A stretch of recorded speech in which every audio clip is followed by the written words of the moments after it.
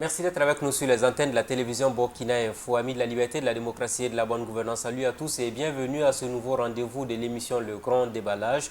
Aujourd'hui, nous avons l'honneur et le plaisir de recevoir le président du Cercle d'études de recherche et de formation islamique, le CERFI. El Hadj Aminou Ouedraogo est avec nous. Il est l'invité de votre émission. El Hadj, bonsoir à vous. Bonsoir. Merci d'avoir accepté l'invitation de la télévision Burkina Info. La première question, comment vous allez ? Je vais bien. Tout le bonheur et l'honneur est à moi. Merci de m'avoir invité. Alors, vous êtes à la tête donc du CERFI depuis maintenant quelques années. Alors, être président du CERFI, quels sont les avantages que l'on tire de cette responsabilité? Le plus grand avantage qu'on tire au niveau, quand on occupe le premier poste, donc au niveau du CERFI, c'est qu'on cultive sa patience. Parce que diriger, ce n'est pas facile. C'est beaucoup de responsabilités, c'est beaucoup d'activités. Et il faut vraiment prier beaucoup pour avoir beaucoup d'énergie, pouvoir joindre le professionnel et le militantisme. Est-ce que vous avez senti cela avant d'être même à la tête de cette structure qui a vu le jour depuis pratiquement 30 ans maintenant? Oui, c'est vrai qu'on est on va appeler ça peut-être l'activisme islamique depuis plus de 25 ans. Nous avons commencé dès le collège et ensuite à l'université avec l'AMB où j'ai été vice-président. À l'AMB CERFI, ça va ensemble, l'Association des élèves et étudiants musulmans du Burkina, c'est bien cela? Ça va ensemble. C'est vrai qu'on a une convention de collaboration, mais c'est deux associations avec deux récépissés différents. Bien entendu. Mais nous avons des points de vue, des convergences qui nous permettent de travailler ensemble pour le bonheur des musulmans et pour le bonheur du Burkina Faso. Alors, président du CERFI, vous avez dit que c'est beaucoup de défis, beaucoup de responsabilités. En acceptant, vous vous êtes dit, je viens pour me sacrifier pour la religion, mais je viens pour la formation islamique. Parce qu'il y a véritablement d'énormes défis à relever. Oui. Quand on m'a consulté, j'ai d'abord dit, je vais réfléchir. Et quand on a insisté, j'ai dit... Insister. Oui, on a insisté. Parce qu'au début, vous ne vouliez pas être à la tête du CERFI. C'est très difficile d'être à la tête du CERFI. C'est beaucoup de défis, beaucoup de sacrifices. Mais je me suis dit, au niveau de l'islam, on nous a demandé de travailler ou d'accompagner l'islam avec tout ce que nous avons comme argent, comme temps, et tout ce qu'on a comme énergie. Vous voulez dire que depuis que vous êtes à la tête du CERFI, vous investissez de vos propres sous dans votre gestion? Est-ce que c'est possible, vous le faites? C'est ce qui se passe pour la plupart des temps. Pour ce qui est du carburant, je pense peut-être que c'est une ou deux fois que j'ai eu du carburant, que j'ai pris du carburant. Donc tout le reste, ça vient de votre poche? Tout le reste vient de ma poche, de ma famille. Donc c'est vraiment du sacrifice. Et il faut être au service, il faut être au CERFI. Et les dimanches et les lundis se ressemblent. Certains qui se disaient que finalement, quand on est président du CERFI, avec tout ce qu'il y a comme accompagnement, soutien, les campagnes que vous lancez, les collectes, les quêtes, ça aurait dû être lucratif pour le président? Non, pas du tout, pas du tout. C'est vrai que je suis co-signataire des chèques, mais franchement, tout va, comment vous appelez, aux activités pour lesquelles les collectes sont dédiées. Et l'avantage au niveau du CERFI, c'est la redevabilité. Quand nous collectons de l'argent, nous faisons le point à la fin, nous disons combien est rentré, combien est sorti, et c'est comme ça que ça marche. La transparence totale, hein? Ça veut dire qu'il n'y a pas de possibilité que quelqu'un puisse se dérober à cette responsabilité éventuellement pour se remplir les poches. C'est difficile au CERFI. À 100%. C'est presque impossible. Avec quel mécanisme vous dites que c'est presque impossible? Parce que tout ce qui rentre, nous avons un logiciel, tout ce qui rentre est enregistré. N'oubliez pas que c'est l'être humain qui finalement manipule ce logiciel. Oui, c'est pourquoi j'ai dit à plus de 90%, pas à 100%. Oui. Voilà. Mais nous avons la chance d'avoir, pour la plupart, grandi ensemble, on se connaît, on connaît l'engagement des gens. Et pour la plupart, c'est des gens qui se sont engagés depuis très petits. Les opérations Allahu Akbar, où on allait en province avec peut-être 300 francs comme frais d'émission par jour. Et pour la restauration. Pour la restauration. Ou... Et quand on revenait, on remettait le reliquat qui restait. Et c'est ce qui se passe aussi au CERFI. C'est ce qui se passe. On a l'impression que vous dites que ce sont des enquêtes de bonne moralité qui sont faites pour pouvoir permettre aux uns aux autres d'avoir des responsabilités à ce niveau. Je pense que c'est presque ça. Parce qu'on ne peut pas confier la responsabilité d'une association comme le CERFI à n'importe qui. Ce n'est pas possible.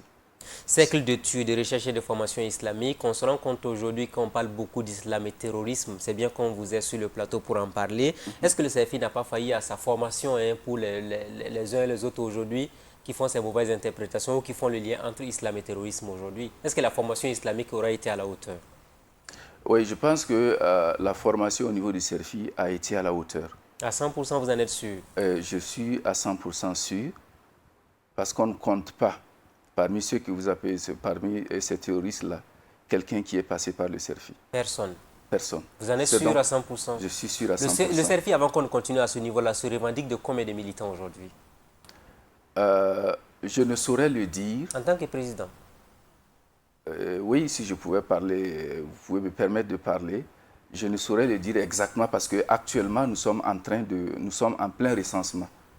Nous sommes en plein recensement parce qu'il faut actualiser les chiffres que nous avons.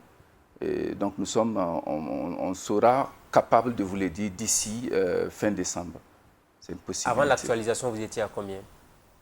Il y a, on va dire, une dizaine d'années, nous étions à plus de 20 000 actifs. Plus de 20 000 militants actifs. Alors, on revient donc sur la lutte contre le terrorisme. Vous dites qu'il n'y a aucun ancien sympathisant ou aucun ancien militant du CERFI qui se retrouve aujourd'hui? À ma connaissance, non. À ma connaissance, non. Et c'est une très grande réussite. C'est une très grande réussite. Et donc, dans nos mosquées, nous prêchons l'islam du juste milieu. L'islam, c'est une religion de juste milieu. L'islam de cohésion sociale. L'islam de pardon, d'acceptation de l'autre dans sa différence. Et c'est ce qui se fait dans nos écoles, et c'est ce qui se fait dans nos mosquées, et c'est le discours que nous avons, et nous n'avons pas varié depuis 30 ans. Alors vous, aujourd'hui, ça vous fait quoi d'entendre que l'islam est lié au terrorisme ou encore quand certaines personnes veulent commettre ces exactions-là, mettent en avant leur appartenance à la religion musulmane? Nous sommes dans un pays où la majorité est musulmane. Pour pouvoir mobiliser, il faut faire croire qu'on est donc avec l'islam ou avec les musulmans.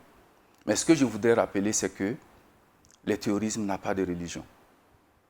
La bestialité n'a pas de religion. Ce qui arrive, c'est que quelque part, notre éducation a failli.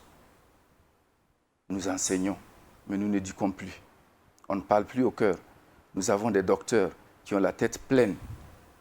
Sinon, on ne peut pas voir un musulman en train de commettre ces bestialités. Sont-ils vraiment des musulmans? L'autre aspect aussi de la question, c'est à ce niveau-là. Je ne saurais vraiment, comment vous appelez, leur arracher cette revendication. Ils se revendiquent de l'islam. Un bon musulman doit-il tuer l'autre parce qu'il veut faire la promotion de sa religion? Non. Donc, on peut dire qu'ils ne sont pas musulmans? Non, peut-être pas bons musulmans, mais s'ils se réclament de l'islam, je ne peux pas dire qu'ils ne sont pas musulmans. Je ne saurais le dire. S'ils se réclament de l'islam, c'est ça. Mais ces actes, je le dis et je le condamne avec la dernière vigueur, ce n'est pas ça que l'islam recommande. Et si vous vous rappelez, il y a un hadith du prophète sallallahu alayhi wa sallam qui dit « Quiconque tue un être humain, c'est comme s'il avait tué l'humanité entière.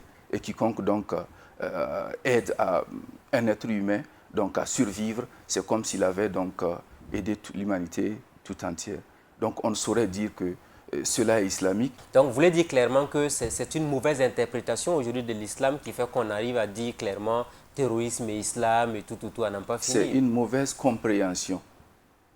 C'est une mauvaise compréhension. L'islam, c'est une religion de paix. Une religion de paix, comme vous le savez. Islam, la racine, c'est silm, qui signifie la paix.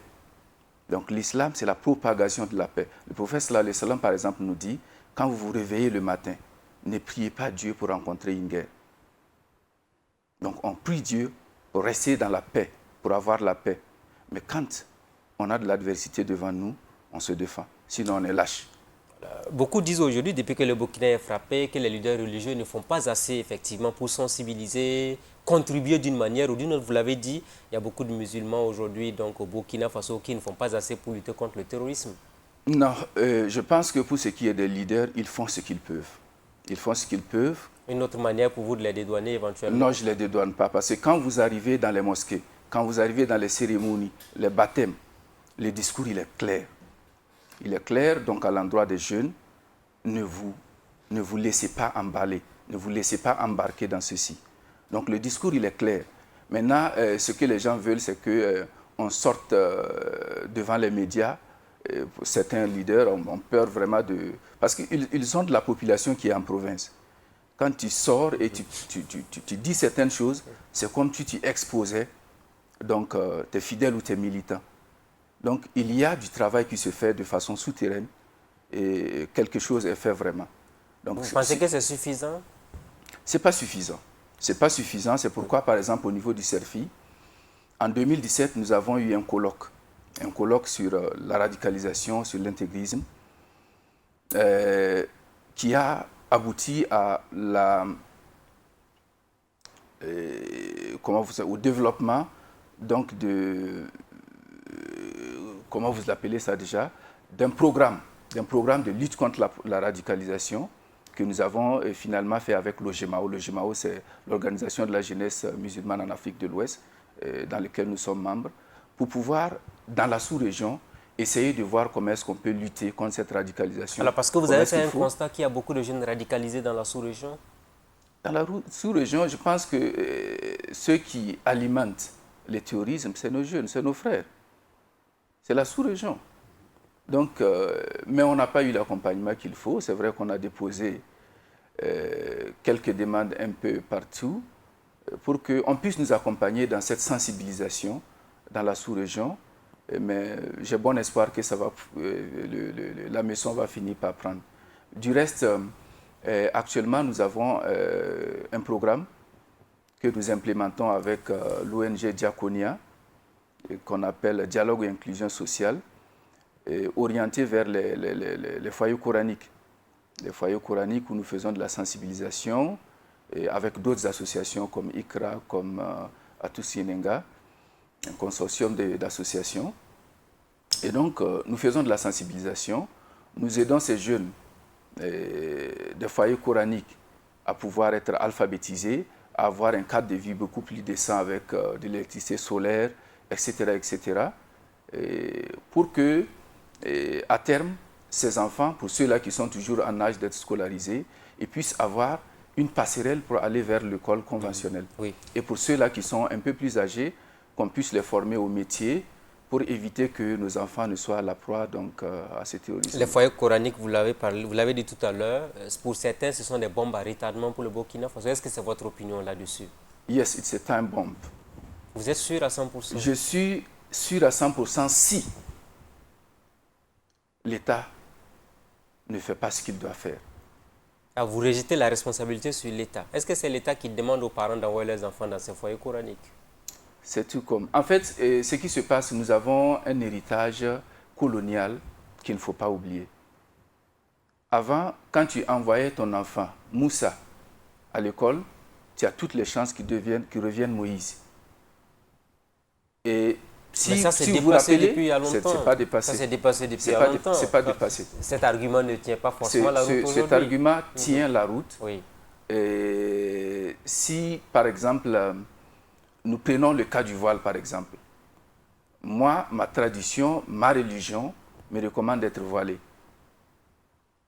Et quand on renvoie ma fille de l'école parce qu'elle porte le voile juste pour ça, c'est comme si on lui disait cette école n'est pas pour toi, il faut chercher ailleurs. Mais ça, ce ne sont que des cas isolés. On ne peut pas l'étendre sur l'ensemble du territoire burkinabé. Il y a beaucoup d'écoles dans lesquelles les filles portent le voile sans qu'il y ait un problème. C'est vrai. Si on va revenir donc à l'école coranique, je vais dire que c'est une bombe à retardement si ces gens-là ne sont pas pris en compte comme burkinabés. Vous pensez qu'il y a une certaine stigmatisation des écoles coraniques aujourd'hui? Il y a un laisser-aller. Un laisser-aller à quel niveau exactement? Il faut que ces écoles soient encadrées. Et il faut que ces écoles-là soient suivies. Il faut que les promoteurs soient aidés pour que cette école-là puisse sortir des enfants qui soient vraiment utiles à eux-mêmes et utiles à la nation. Parce que si on les laisse à eux-mêmes, le modèle d'école coranique que nous avons connu, parce que j'ai fait aussi l'école coranique, n'est pas forcément viable actuellement. Il faut qu'on le modernise.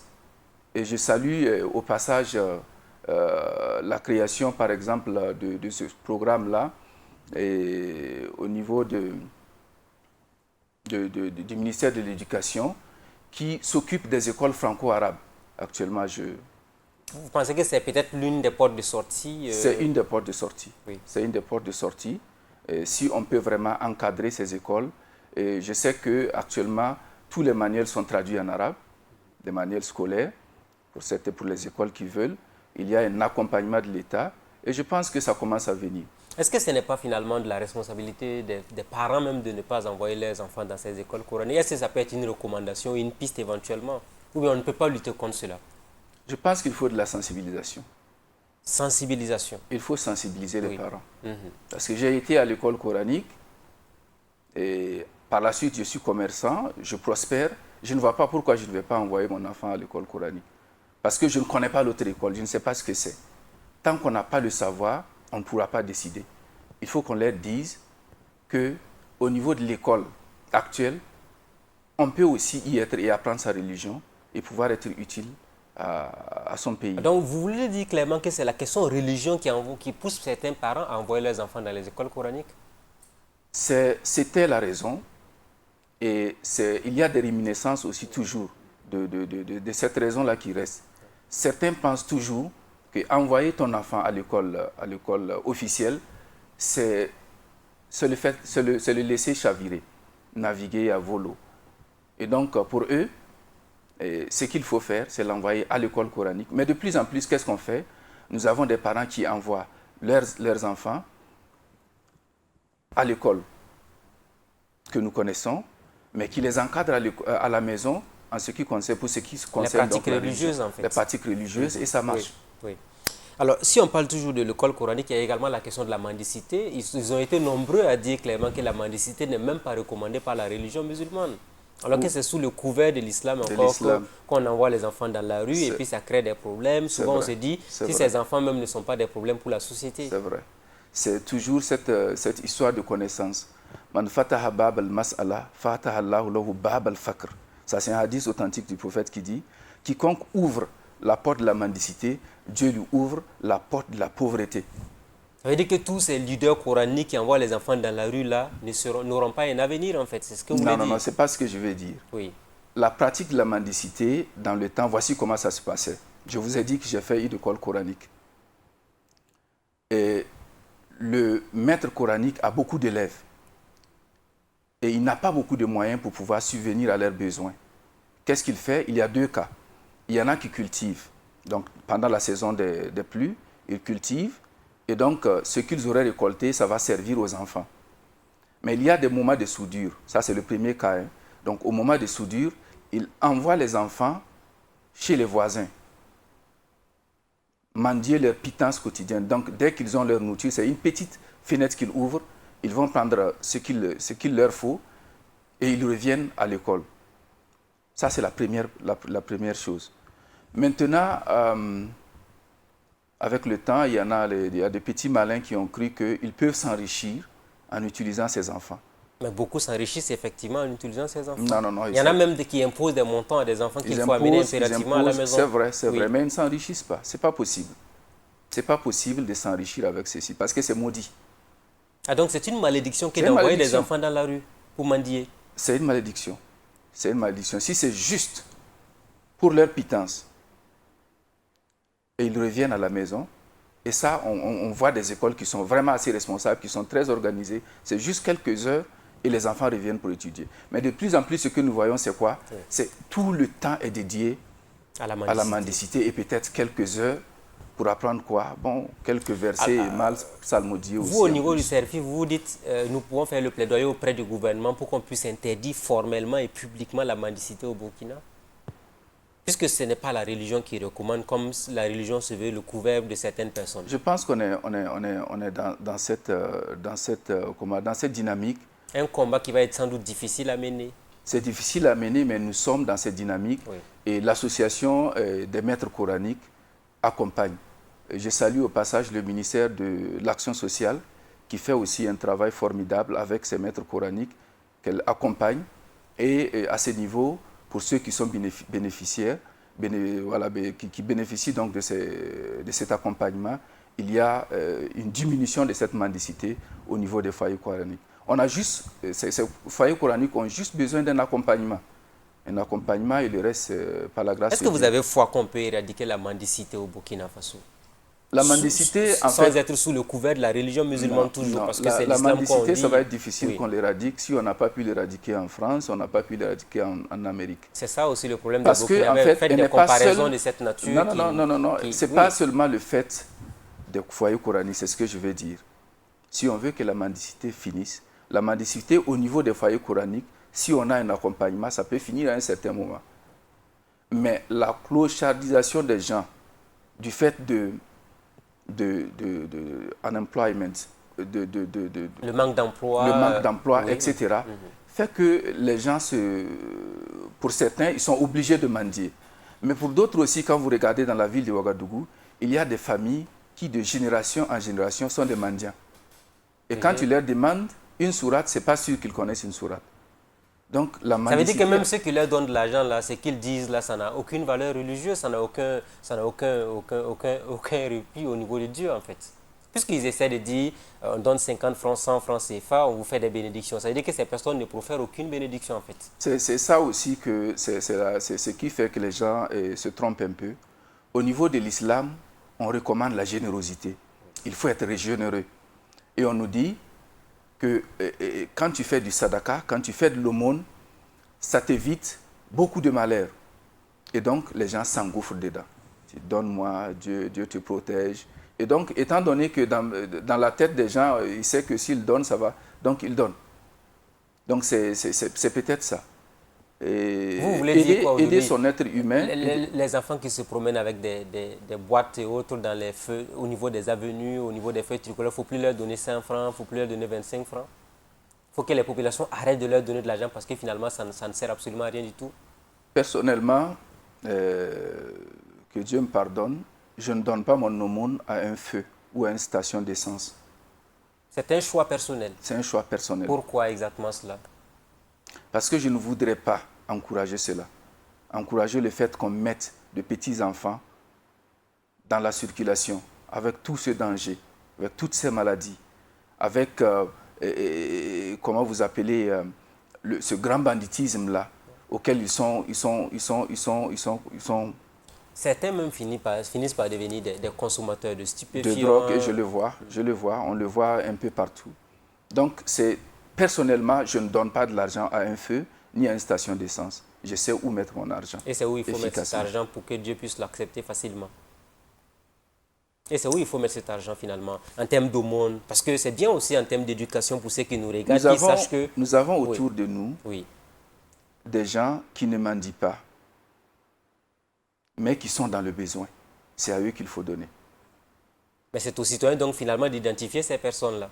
Vous dites? C'est aux citoyens d'identifier ces personnes-là. Non. On n'a même pas besoin de chercher à identifier. Chacun autour de lui a quelqu'un qui est pauvre. Dans sa famille, dans son quartier, c'est eux qu'il faut aider à sortir de la pauvreté. C'est eux qu'il faut aider. C'est le but, par exemple, de la zakat. La zakat, c'est pour sortir les gens de la pauvreté. Voilà. Donc, c'est pourquoi certains savants disent qu'il n'est pas bien, par exemple, de sortir 15 millions et de distribuer 1000 francs à des gens. Non, tu choisis un certain nombre de gens à qui tu donnes cet argent pour qu'ils entreprennent. Et l'année prochaine, ceux-là, ils seront en mesure de donner de la zakat. Plutôt que de donner 1000 francs.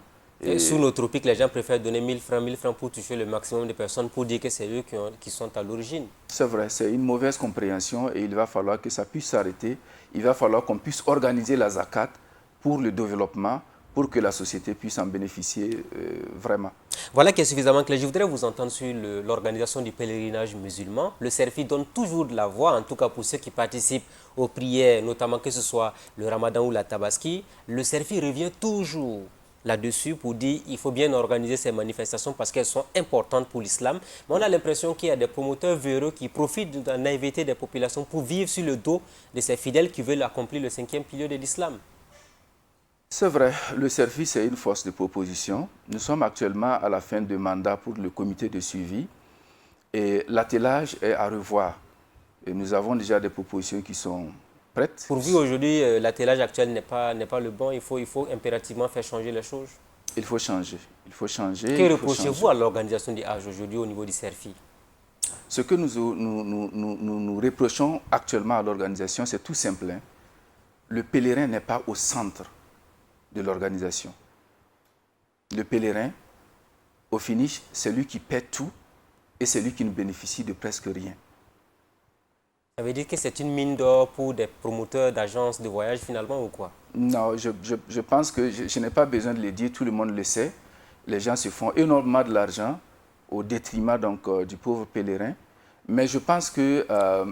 mais la plupart de ces personnes-là se disent musulmans. Est-ce que l'islam leur permet cela? Dire que je suis musulman, je vais aider des musulmans à aller accomplir le 5e pilier de l'islam, alors que finalement, vous profitez de la naïveté de ces personnes-là. Oui, ils ne sont pas tous comme ça. Il y a des agences qui sont assez responsables et avec lesquelles les pèlerins tirent donc satisfaction. Mais dans une société, il y a toujours des gens qui ne pensent que argent. Quelqu'un disait qu'à la place du cœur, c'est un porte-monnaie qu'ils ont et il faut le remplir.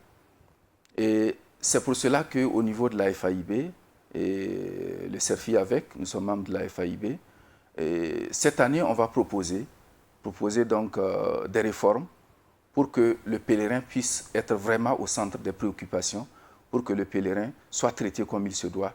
Parce que c'est, au finish, c'est comment vous appelez, c'est le visiteur de Dieu. C'est Dioufullah. Voilà. Et ces gens, ils ont besoin d'être traités avec tous les égards qu'ils méritent. Vous avez suivi des pèlerins, vous savez de quoi il s'agit exactement, vous avez même fait le Hajj musulman. Qu'est-ce qui est mauvaise organisation dans cette affaire de pèlerinage musulman aujourd'hui, que vous avez pu voir sur le terrain quand vous étiez à la Mecque, que vous tenez à dénoncer en tant qu'aujourd'hui président du CERFI? Le Hajj, c'est avant tout, comment vous appelez, pour un grand pourcentage, l'avionneur. L'avionneur, c'est-à-dire l'avion, et le timing respecté. Même cette année encore, on n'a pas pu respecter scrupuleusement les heures de vol, les programmes établis. Et celui qui souffre le plus dans cette condition-là, c'est le pèlerin. Et donc ça, c'est la première des choses. Il faut qu'on puisse choisir le transporteur le plus tôt possible. Et un bon transporteur en plus, pas avec des avions qui veulent décoller, qui n'arrivent pas à décoller, ou des avions qu'on répare devant les pèlerins. Ça, c'est la première des choses. Et deuxièmement, c'est l'encadrement. Le Hajj, c'est l'encadrement. Nous avons pour la plupart des pèlerins qui viennent des provinces. Et quand ils arrivent, nous avons par exemple des Samo qui n'ont jamais vu des toilettes de Ouagadougou et ils arrivent de l'autre côté, c'est sophistiqué. Il faut de l'encadrement. Ça, c'est pour la petite histoire. C'est un mot aussi qui parle, les Samo qui regardent, qui sachent que c'est une petite parenthèse à plaisanterie qu'il a abordée tout à l'heure. Voilà. Nous continuons. Voilà. Et donc, l'encadrement de bout en bout, il faut le revoir. Mais certains nous disent clairement que les pèlerins sont abandonnés souvent même à leur sort en Arabie Saoudite, alors que ce n'est pas ce qui leur avait été dit ici. On a même vu des vieilles personnes souvent qui n'arrivent même pas à accomplir exactement les rites qui sont annoncés et tout.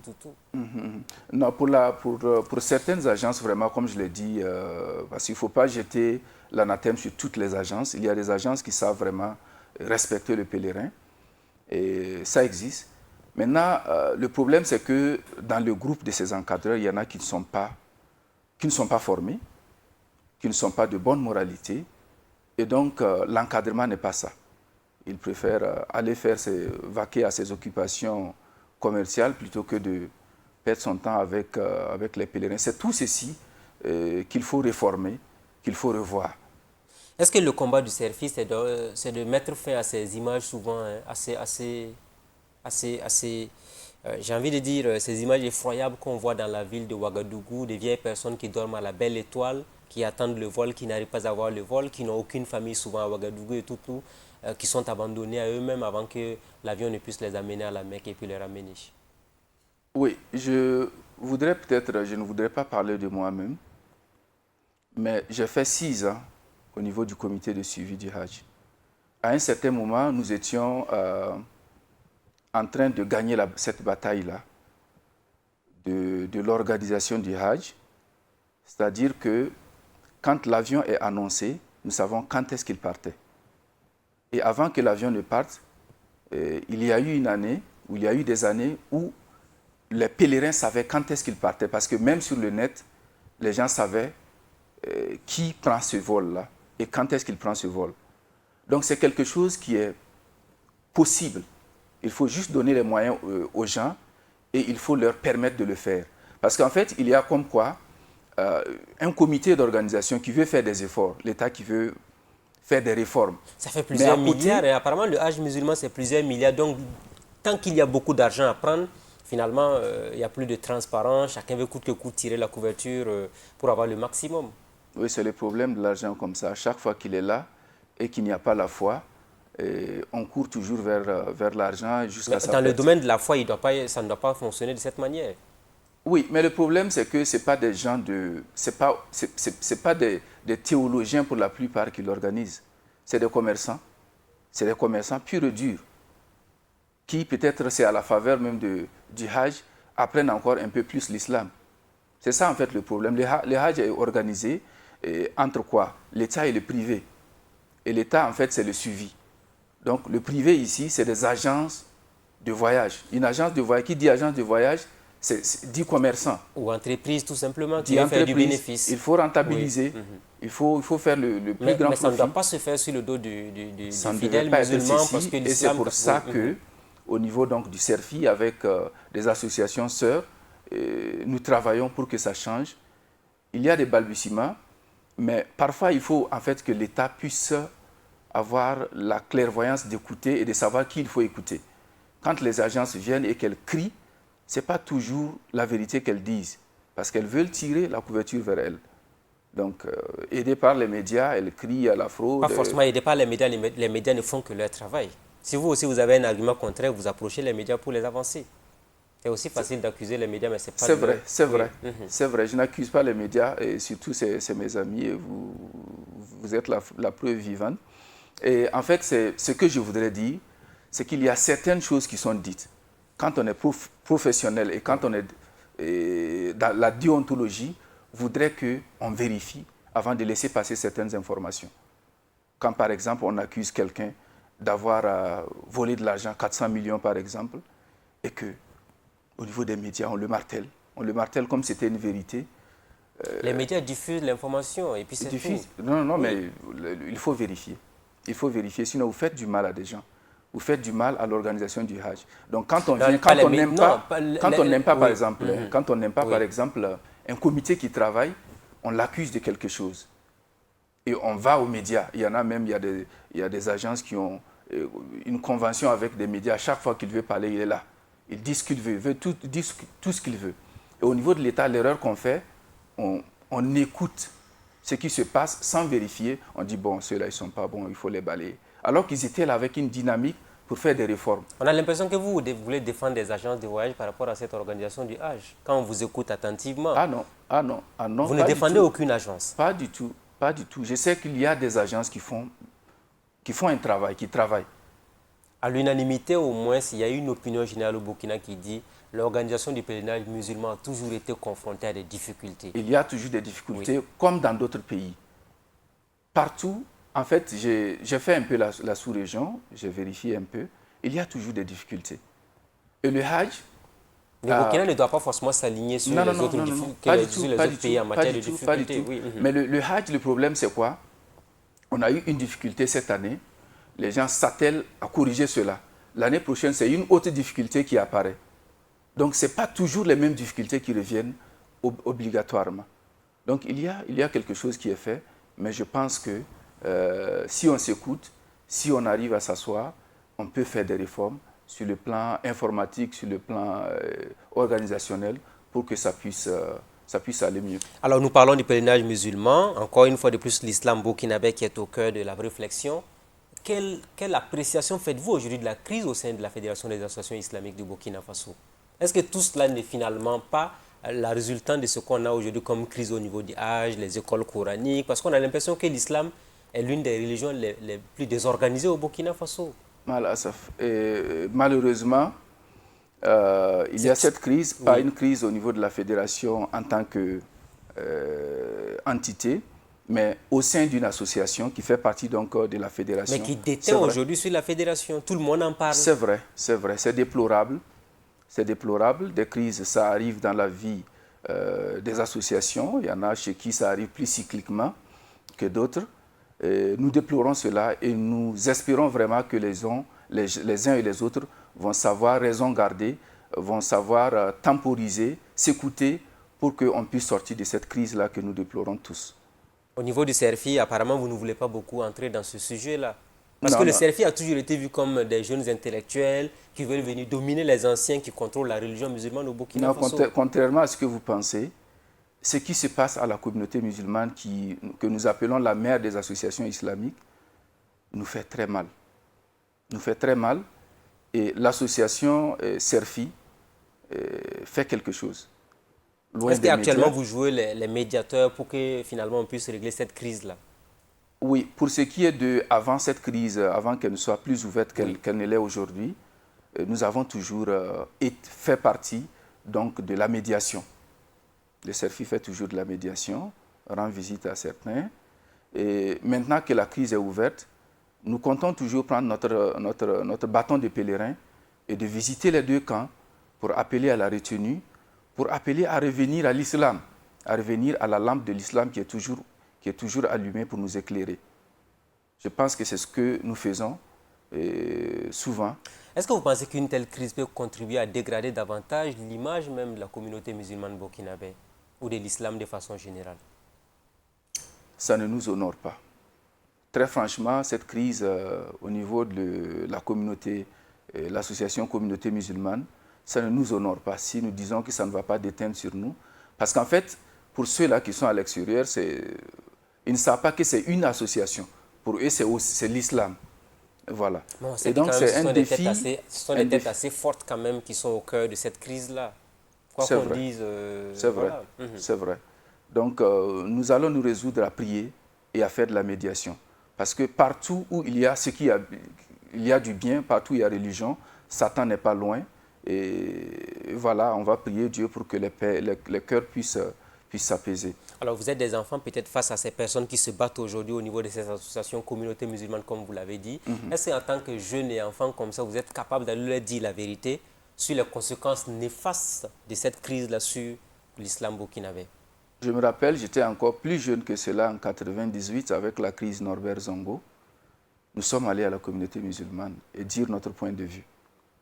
Maintenant, je pense que j'ai dépassé la quarantaine. Je ne suis pas si jeune que ça. Nous disons toujours la vérité partout où il le faut. Que ce soit au niveau du présidium de la fédération, Des associations islamiques. que ce soit, si vous vous rappelez, l'article 37, etc. Oui, mais le etc. CFI, oui, mais on a vu que la communauté musulmane est restée là à louvoyer jusqu'à la fin. Et bon, je ne saurais le dire, Mais c'était un constat en tout cas. d'accord, je ne vais Quand pas vous dites que m'attarder vous dites la là-dessus. vérité, pourquoi vous ne voulez pas reconnaître que c'est la vérité? On s'est rappelé qu'il n'y avait que le CERFI qui a eu à dire publiquement qu'ils étaient contre la modification Oui, de mais l'article 37. vous l'avez déjà dit. Pourquoi voulez-vous que je répète? Vous devez le confirmer parce que c'est la réalité. C'est vrai, c'est vrai. En fait, ce qui se passe au niveau du CERFI, c'est que Oui. nous avons l'habitude de consulter beaucoup. Consulter beaucoup. Et quand nous prenons une décision en groupe, nous tenons à ce que cette décision-là soit celle-là qui sera appliquée. Il nous est revenu même que certaines décisions du CERFI n'ont pas une oreille attentive de l'autre côté de la communauté musulmane. Les anciens trouvent que vous exagérez souvent dans certaines positions que vous prenez. Non, non, non. Ce qui nous a été toujours reproché, c'est que nous voulons aller trop vite. À leur entendement, nous sommes trop pressés. C'est peut-être ça. Sinon, nous sommes très écoutés. Nous sommes très écoutés. Et c'est le lieu de remercier donc toutes ces associations islamiques sœurs avec lesquelles nous avons des relations de collaboration vraiment excellentes. Alors, est-ce que clairement, c'est parti pour vous, vous êtes en pleine médiation aujourd'hui pour mettre fin à la crise au sein de la communauté musulmane actuellement, avec deux présidents qui se bagarrent pour un mandat? Vous savez, la médiation, il faut que ceux qui sont en conflit accepte que vous soyez médiateur. Pour le moment, ce que nous faisons, maintenant que la crise est ouverte, c'est d'approcher les deux camps. La démarche n'a pas encore été faite? Non, la démarche avait été faite avant. Vous les avez rencontrés de façon séparée avant que la crise ne soit ouverte comme ça? Oui, au sein de la fédération. Qu'est-ce qui les divise finalement? L'opinion même veut savoir qu'est-ce qui les divise finalement. Parce qu'on se dit, au nom de la religion, on ne doit pas se battre ainsi, on doit se sacrifier, aller dans la solidarité. Mais comment en est-on arrivé à cette situation de division au sein de la communauté musulmane? Oui, vous savez, c'est une question de leadership. C'est une question de leadership. Devant Dieu, est-ce qu'il y a une question de leadership devant Dieu? Non, il n'y a pas ça. Mais c'est des êtres humains. Et des êtres humains, et comme je l'ai dit tantôt, Satan, il est là tout le temps. Et il a juré de nous perdre. Et à chaque fois, il y a des tentations pour nous perdre. Et certains cèdent. Et je pense que c'est ce qui est arrivé à notre maman, l'association mère des associations islamiques. Et ce que nous espérons, c'est que les gens vraiment reviennent à eux-mêmes, se ressaisissent. Parce que cette association, qui est la mère des associations, elle doit donner le lead. Elle doit donner le temps pour que nous puissions suivre. Déplorable pour vous, condamnable, regrettable? Nous regrettons ce qui se passe vraiment au niveau de cette association. Ça nous fait terriblement mal et nous espérons vraiment que les gens vont pouvoir revenir à la raison. Est-ce que vous craignez aujourd'hui que le politique soit derrière cette crise au sein de la communauté musulmane? Oui, j'ai suivi un élément du président Sana qui le disait. Mais bon, comme vous le savez, c'est des choses qui restent à être vérifiées. Mais cela doit peut-être créer des inquiétudes à votre niveau, parce que si la religion en arrive à être manipulée par le politique, ça veut dire qu'on n'est pas forcément sur de bons rails. Vous savez, en fait, est manipulé qui veut être manipulé. Hein? Je pense qu'il y a des associations que je ne vais pas citer. C'est difficile de les manipuler. Parmi les acquis que nous avons au niveau du CERFI, par exemple, pour ne citer que celle-là, pour ne pas lui faire de la publicité, c'est l'alternance. En 2021, croyez-moi, je vais partir. Vous n'avez pas besoin d'un autre mandat? Non, non. Vous n'en voulez même pas? Non, je n'en veux pas. Parce que vous vous dites qu'il faut laisser la place aux autres? Il faut laisser la place à d'autres. Et notre force, c'est l'alternance. À chaque fois que quelqu'un d'autre arrive, il se dit, il faut que je fasse mieux que l'autre. Et c'est comme ça que nous avançons. C'est comme ça que nous avançons. Alors, donc, pour vous, aujourd'hui, clairement, il faut faire attention à ne pas jeter le bébé avec l'eau du bain. Pour ce qui arrive aujourd'hui en termes de crise, parce qu'on se dit, avec cette crise-là, ça peut ouvrir d'autres portes à d'autres crises également dans d'autres associations islamiques au Burkina Faso pour des questions de leadership. Non, je ne crois pas que ça puisse se contaminer comme ça. Certains ont même dit clairement que ce n'était qu'un début parmi tant d'autres. Hein? Non, je pense que j'ai bon espoir que ça va pouvoir se résoudre d'ici là. Ça va pouvoir se résoudre d'ici là. Parce qu'en fait, il y a un grand problème d'organisation au niveau de nos textes. Il y a du flou, parfois dans certains textes, qui permettent certaines choses. Et je pense que des crises comme celle-là rappellent, si besoin en était, aux gens qu'il faut vraiment faire attention aux textes des associations. Voilà. Et quand vous regardez par exemple le texte de l'association, pour ne pas la nommer, il y a un peu de flou que les gens ont utilisé. Et donc, si on travaille... Vous voulez dire que même dans le contexte religieux, on trouve toujours les moyens de se tromper pour pouvoir finalement être devant? C'est des êtres humains. Mais la croyance devrait les permettre d'aller au-delà de leurs intérêts personnels et égoïstes. Oui, l'être humain. La course au gain là, vous distrait jusqu'à ce que la tombe vous appelle. Dieu l'a dit dans son Coran, c'est comme ça. La course au gain, elle nous distrait. Mais la foi, la vraie foi, pour ceux qui ont reçu une bonne éducation, ils savent se départir de cela. Alors, quand est-ce qu'on aura finalement une seule, mais vraiment une vraie structure qui regroupera tous les musulmans du Burkina? On a l'impression que c'est quasiment impossible dans ce pays-là. La fédération est une bonne structure qui regroupe vraiment tous les musulmans. On a par exemple au niveau de la fédération une ou deux associations qui ont des problèmes, mais pour la plupart... Mais ça fait déjà beaucoup. La fédération était censée quand même ramener la quiétude au sein de toutes les structures. Oui, elle a joué un très grand rôle. Et on était presque à la porte, presque au résultat, à de bons résultats. Mais bon, Satan fait ce qu'il fait. Et on est retombé dans les travers. Mais je pense, j'ai vraiment bon espoir qu'on va pouvoir s'en sortir. Alors le CERFI et les déplacés internes, on en parle à présent. Beaucoup de Burkinabés, ils sont près de 400. On est en train d'avoisiner les chiffres de 500 000 aujourd'hui. Burkinabés déplacés internes. Vous, au niveau du CERFI, qu'est-ce que vous faites pour ces personnes-là? À la faveur, donc, et avant ça, il y a eu une collecte qui a été faite qui est faite, c'est tout le temps, au niveau du CERFI. Et la première remise a eu lieu à Kaya, avec les autorités. Et à partir du 20 passé, le 20 octobre, nous avons lancé une nouvelle campagne donc, de collecte des dons sur le plan national. Donc, tous les sièges du CERFI sont concernés, les 45 provinces. Donc, nous appelons, je profite donc de votre écran, pour appeler tout le peuple burkinabé à être solidaire des PDI, des personnes déplacées internes. Vous les avez rencontrés souvent quand vous avez été pour les dons à Kaya. Qu'est-ce qu'on vous a dit? On a su que vous êtes donc d'une structure musulmane. Qu'est-ce que les déplacés internes vous disent? Que ce soit au niveau des déplacés ou encore au niveau des prisons, quand nous allons pour faire des dons, et les gens, il y en a qui font dans l'arme, qui disent « nous sommes musulmans, nous sommes majoritairement musulmans, mais c'est l'une des rares fois que nous voyons des musulmans venir à notre secours. » Donc c'est un appel du cœur, un cri du cœur pour que tous les musulmans, tous les chrétiens, le peuple burkinabé se lève et qu'on fasse front pour être solidaires donc, avec donc, nos frères qui sont actuellement dans les besoins et les déplacements. Alors au niveau du CERFI, vous dites que vous êtes apolitique, mais vous avez tout de même un regard sur la gouvernance du Burkina Faso. Quelle appréciation faites-vous aujourd'hui de cette gouvernance au pays des hommes intègres? Je ne saurais vraiment utiliser. Est-ce que vous pensez que le Burkina... Oui, allez-y. C'est difficile actuellement. C'est difficile de gouverner dans un contexte d'insécurité généralisée, ou presque. Mais ce que nous savons, c'est qu'il y a un vent de liberté qui est arrivé après les insurrections. Et avec ce vent de liberté aussi, il y a comme de l'ivresse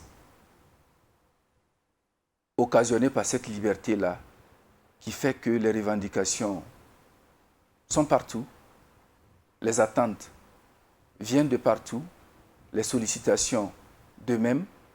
Et donc, dans ce contexte, il est difficile de travailler sur le plan social pour satisfaire tout le monde et en même temps lutter contre l'insécurité. Donc, c'est le lieu peut-être, si vous le permettez, de rappeler à un sursaut, appeler tout le monde à un sursaut national. Ben, vous parlez de sursaut national, les syndicats ne seront pas d'accord avec vous. Et ils vont dire, si le gouvernement promet des choses, il faut les exécuter, il faut les respecter. C'est parfois une question de décence. Hein.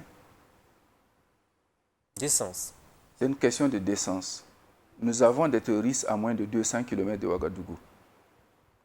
La décence voudrait que, ensemble, nous mettons ensemble pour en finir avec cela, et toutes les revendications qui sont légitimes, pour la plupart, qu'on puisse voir comment est-ce qu'on peut les résoudre. Vous pensez qu'aujourd'hui, certains n'ont pas compris cela? Il y en a qui n'ont pas compris cela. Il y en a qui ne sortent pas de Ouagadougou. Donc, ils ne savent pas ce que les déplacés souffrent. Ils ne savent pas ce que ceux qui sont à Djibo souffrent, à Gorom Gorom ou à Gorgadi souffrent. Il y en a qui ne savent pas. Il y en a qui ne savent pas. 2020, c'est bientôt. Les différents candidats à la présidentielle ont commencé à donner de la voix. Vous, au niveau du CERFI, vous suivez ça avec beaucoup d'attention.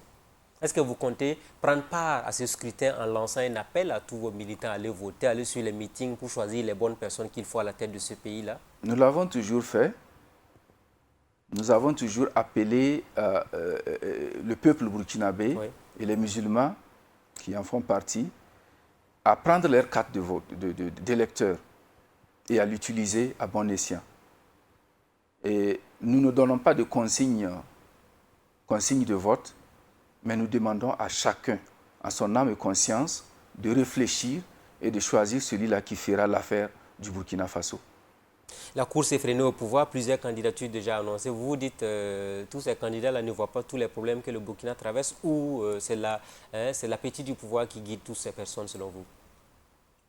Je vais peut-être demander à tous ces candidats qui, pour la plupart, sont passés par le siège du CERFI lors des élections passées, c'est de leur dire que nous sommes dans un même bateau. Nous sommes dans un même bateau et qu'il faut que nous sauvons le bateau Burkina Faso avant tout. Le capitaine actuel se bat, se démène comme il peut. Il faut l'aider pour qu'on s'en sorte. Et les élections, les urnes vont lui montrer s'il a bien travaillé ou pas. Je pense que c'est peut-être l'appel que je vais faire, que chacun s'y mette, en privé comme en public, pour que nous soyons derrière ceux-là qui défendent ce pays au péril de leur vie, pour qu'ensemble nous puissions nous en sortir. Je voudrais vous entendre sur un aspect important. Le Burkina Faso et les réseaux sociaux, ça s'insulte, ça dénigre, ça diffame à tous les niveaux. Et chaque matin apporte son lot de désolation au niveau de certaines familles même qui sont meurtries aujourd'hui. Vous et les réseaux sociaux, qu'est-ce que vous en pensez? Je dis qu'au Burkina Faso, il y a deux terrorismes. Il y a le terrorisme avec les armes et il y a le terrorisme au niveau des réseaux sociaux. Et je demande à ce que, Burkinabés, nous désarmons nos cœurs, nous désarmons nos plumes. Il faut que tout ce que nous disons soit pour apaiser. Il faut que les critiques que nous avons soient des critiques qui construisent, pas qui détruisent. Vous voulez dire que les réseaux sociaux sont en train de contribuer à enfoncer davantage le Burkina Faso? Oui, mais depuis un certain temps, je sens un basculement vers le positif. Mais à un certain moment, on a l'impression que tout est noir au Burkina Faso. Tout est peint en noir. Mais de plus en plus, les gens se ressaisissent et c'est ça qu'il faut encourager. Et le Burkina, s'il prospère, le Burkina qui prospère, c'est cela que tous nous voulons, mais pas un Burkina qui sombre dans le chaos.